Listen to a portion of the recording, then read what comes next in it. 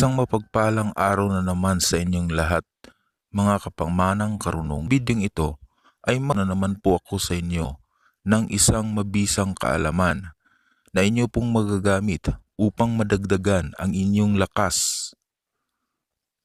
Ito po ay magagamit ninyo kung sakaling pagod ang inyong katawan at mayroon pa kayong maraming gagawin, o di kaya ay nananamlay ang inyong katawan at gusto ninyo na mapawi inyong pagod, malik sa darigla ang inyong katawan.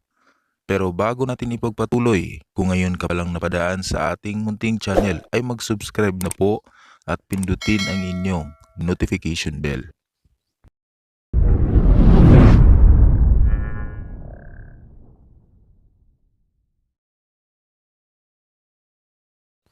Magagamit po ang karunungan na aking ibabahagi sa inyo ngayon upang madagdagan ang inyong lakas, upang mapanumbalik po ang nananamlay na katawan ninyo.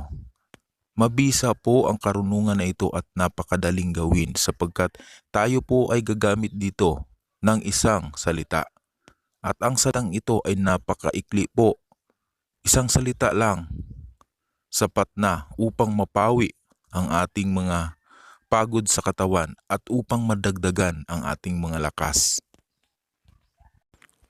Magagamit din ito kung sakaling mayroon tayong kailangang buhatin na mabibigat na bagay upang sigurado po na atin itong mabubuhat. Ganito lang ang inyong gagawin. Kung kailangan na ninyong gamitin ang orasyon na ito, ay kumuha po ng isang basong tubig. At dapat po ang tubig sa baso ay katamtaman lamang ang dami, yung kaya nyong ubusin. Ibulong po ang mabisang orasyong ito ng 7 ulit sa isang basong tubig at inyo pong iinumin.